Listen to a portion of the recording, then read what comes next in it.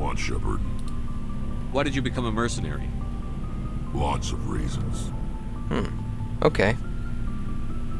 Such as? Such as, I needed to get out of our system. I needed to eat.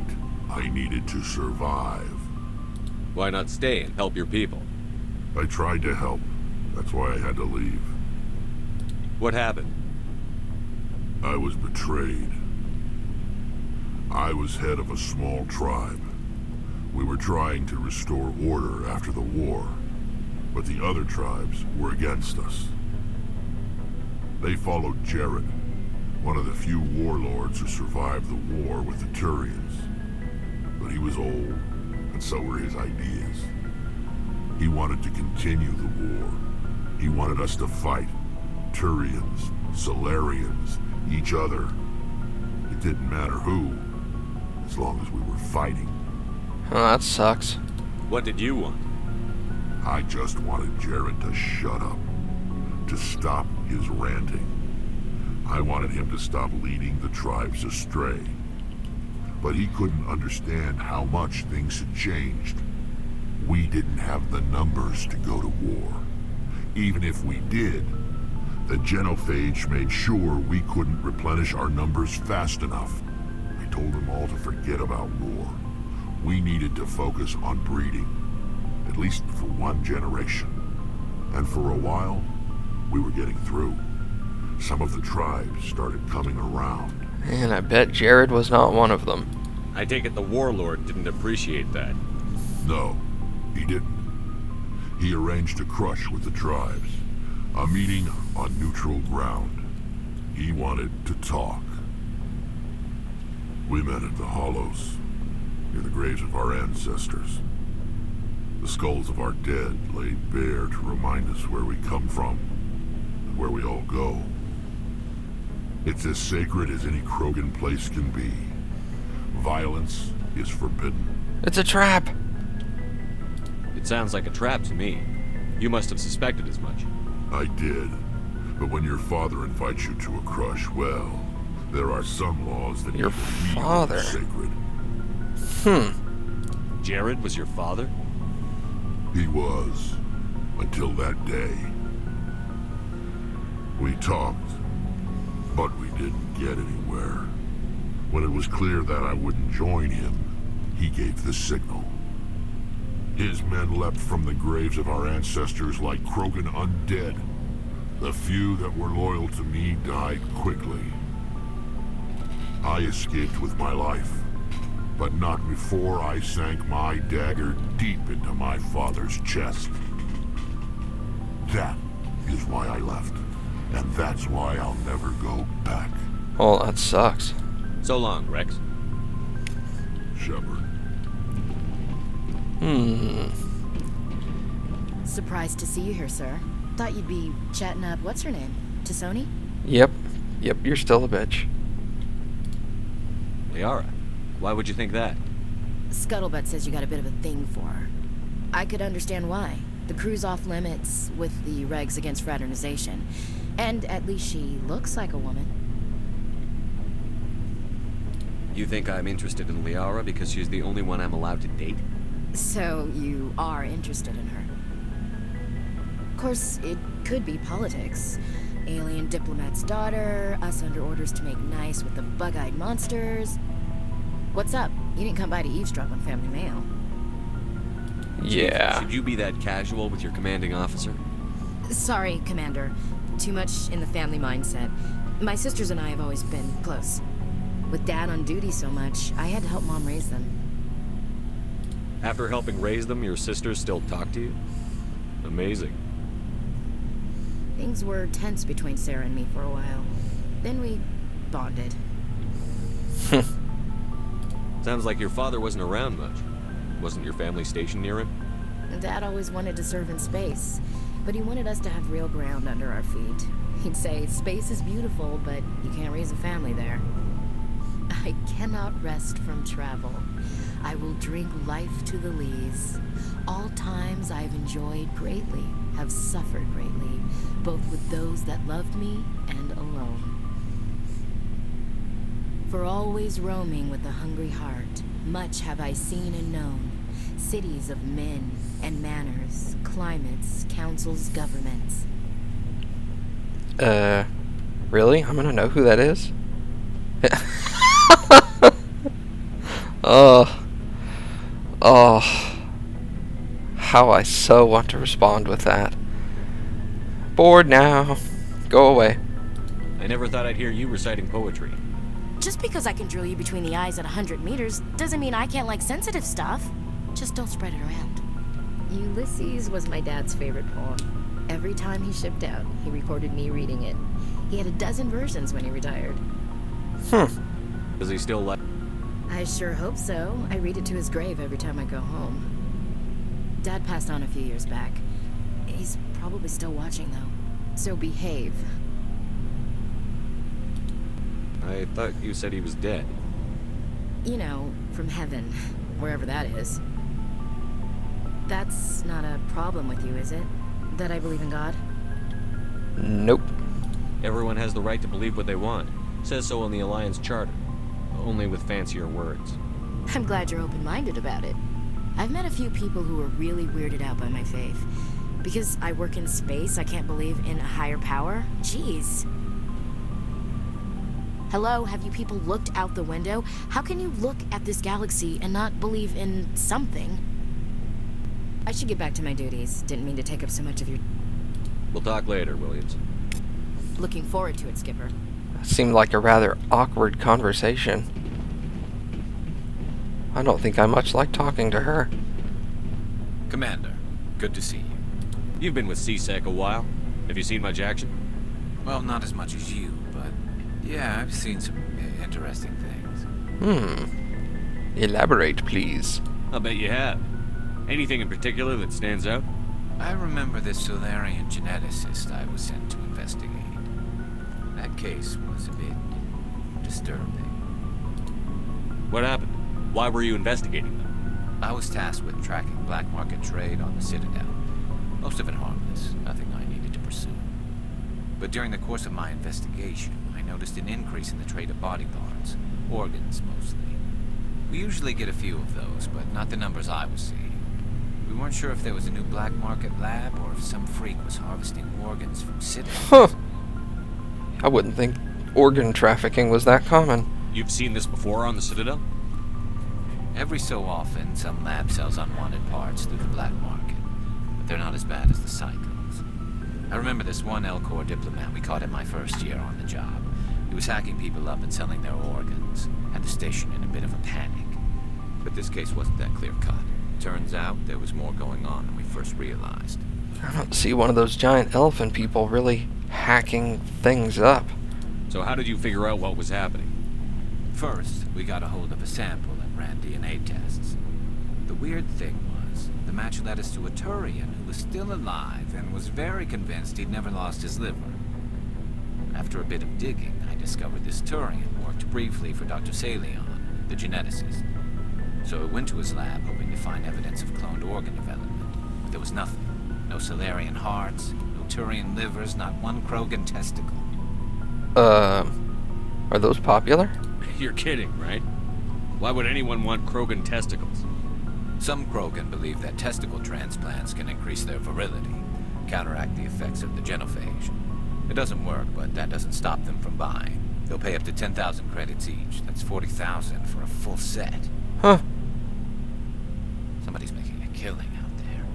I never would have thought Rex had 4 balls. Although he is really ballsy, so... Yeah, what happened to the guy? What did you do about the geneticist? I brought in some of his employees for interrogation, to see if I could get them to talk. While I was interviewing one of them, I came across something suspicious. You mean threaten? Was that really necessary? Maybe, maybe not. Either way, it paid off. One of my detainees started bleeding profusely during the interview. We offered to patch him up, and he got frantic, freaked out. I ordered a full exam to find out what was going on. Our medics found incisions all over his body, some of them fresh. That was our big break. These people weren't just Dr. Salion's employees. They were test tubes, walking, living test tubes. Ew. He was growing parts inside these people? Exactly. He cloned their organs right inside their own bodies. Then he harvested them and sold them off. Most of the victims were poor. He'd pay them each a small percentage of the sales, but only if the organs were good. Sometimes an organ wouldn't grow properly, so he'd just leave it in. Most of them were a mess, but only on the inside, hidden so nobody could see it. Wow. I hope he got what he deserved. That's the worst part. We never caught him. Why not? What the hell happened? He ran, blew his lab, grabbed some of his employees, and headed for the nearest space dock. By the time I found out, his ship was already leaving. He threatened to kill his hostages if we tried to stop him. But you went after him anyway, right? I ordered Citadel Defense to shoot him down, but CSEC headquarters countermanded my order. They were worried about the hostages, worried about civilian casualties if the ship was destroyed so close to the Citadel. I told them those hostages were dead anyway. He just used them to make more organs. But they wouldn't listen. Well, you can't get them all. No, but letting him get away like that. All they had to do was disable that ship, stop him from running. Maybe the hostages die, maybe they don't, but at least we stopped the bastard responsible for it all. Yeah. That's rough, man. I suppose I can see both sides. But what's done is done. I suppose. Can't waste too much time worrying about it now. Just wish I could have stopped him. That's all. Do you have any idea what happened to Dr. Salion? I sent out feelers from time to time, hoping to find something. I thought I'd found him a while back. He changed ships and changed his name to Dr. Hart, his idea of a joke, I guess. I told the military, but they weren't convinced it was him. I got the transponder frequency for his new ship, but I just can't get anyone to check it out. Oh, I'll do it. I'll check out the coordinates when I get a chance. I was hoping you'd say that. But Commander, take me with you when you go. If it's Salion, I want to be there when you find him. Okay. I think I can pull that. Maybe I should have given you some equipment. Oh well.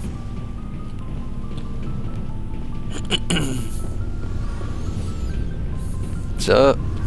Shepard, I'm glad you're here. Huh. Good to see you smiling again, so to speak. I'm sleeping much better now. I guess I'm getting used to how quiet your ship is. I still think a lot about my pilgrimage, though. I know Theron's our top priority, but with all the worlds we go to, I was hoping to find something to bring back to the flotilla. Her eyes look silver. That looks awesome. We've still got a long way to go. You'll find something to take back. Yes, but it cannot just be some derelict ship my people can use for salvage. It has to be more than that. There's a lot expected of me. What's so special about you?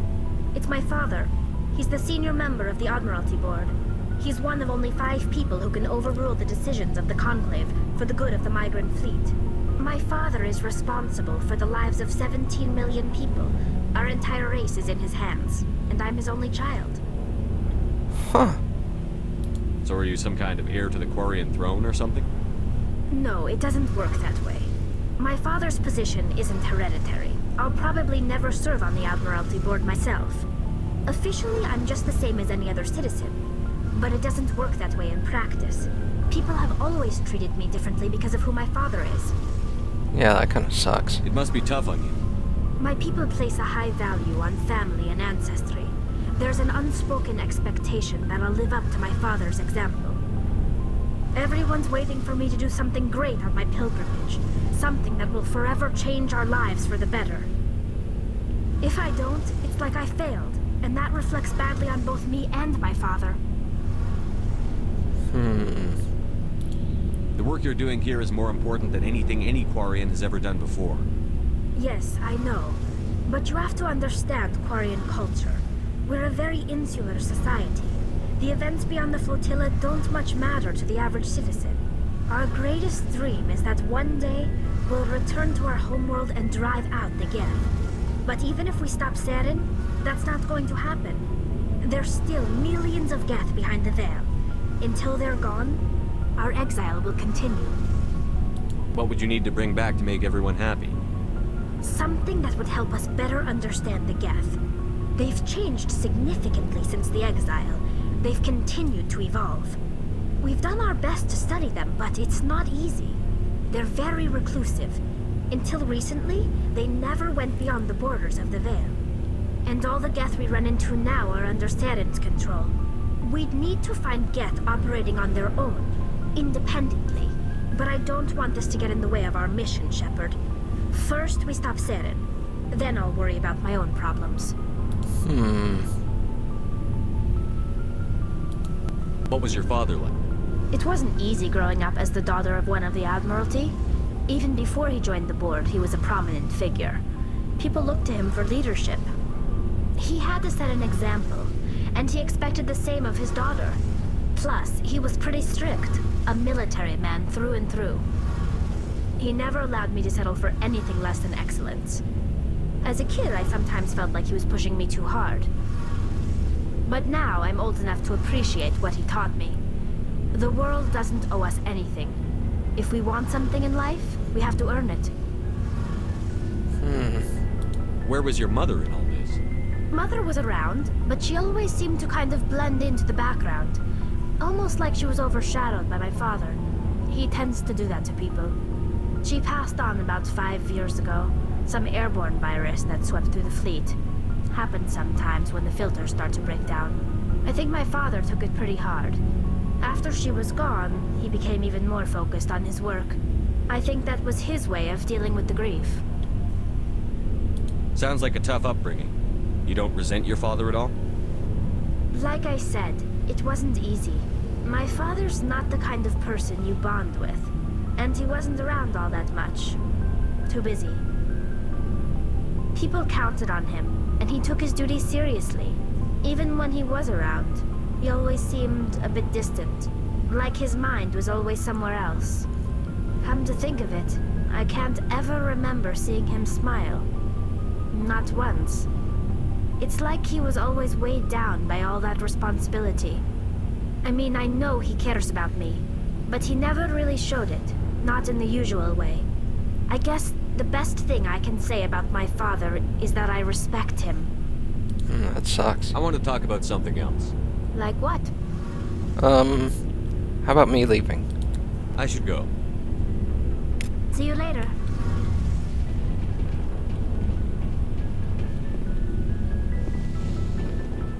I don't know why, but I find her backstory, like, one of the most interesting.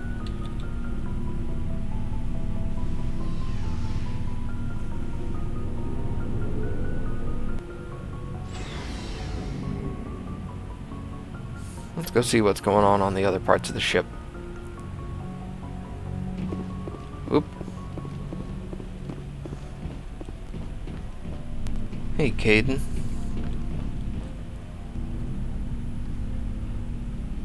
I like your hair. Anything you need, Commander? Just trying to get a sense of where the crew's at. Thoughts? I didn't figure you'd have time to talk with all that's going on. There's gotta be some xenobiologists who want to read about the thorium. The paperwork will keep. Something on your mind? I'm just looking for an ear. That a briefing wasn't the right place to say how ridiculous this is. Seems like every other race in the galaxy is wrapped up in their own problems. They don't want to see what's coming. Wanting to believe everything will be fine? Sounds like human nature to me. Yeah, I guess some things carry across species well enough. I should remember that after what happened with Vernus. I think you'd carry a grudge over the crap you took from Vernus. Before I met Vernus, I knew as much as any other civilian. Let's say his name a Aliens lot. were weird, superior, and tried to tell us what to do. I mean, it's only been 26 years since first contact. That's not a lot of time to understand them. It was Vernus who made me see how human aliens are. They're not different or special. They're jerks and saints, just like us. Hell, by the time I got payback, I didn't even want it anymore. Payback, huh? I don't see you snapping very easily. What finally did it? He hurt a girl, broke her arm. She reached for a glass of water instead of pulling it biotically. She just wanted a drink without getting a nosebleed, you know? Like an idiot, I stood up. Didn't know what I was gonna do, just something. And Vernus lost it, beat the crap out of me. kept shouting how they should have bombed us back to the Stone Age. And that's when the knife came up. A military-issue talent, right in my face. I cut loose. Full biotic kick right in the teeth. Almost as strong as I can manage now. At 17, that's something. Yeah, sounds like you hit him pretty hard. Tapping that deep must have shocked the hell out of you. Not as much as it shocked Vernus.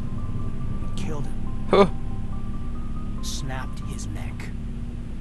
They probably could have saved him if they got him to an infirmary quick enough.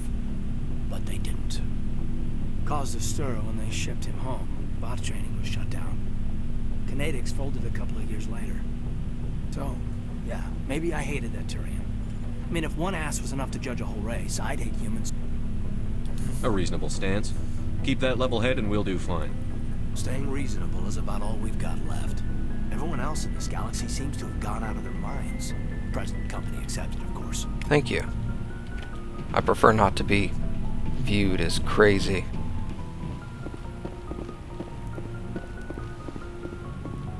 I doubt you have anything new to say, but... Is there something you need? How did you end up serving on an Alliance ship? I enlisted right out of med school. Earth always seemed boring to me. Too safe, too secure. I figured the colonies were teeming with exotic adventure. I wanted to travel the stars, tending the wounds of tough souls.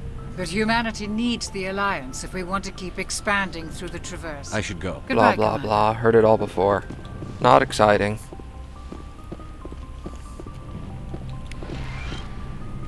Medi-Gel 0, yay!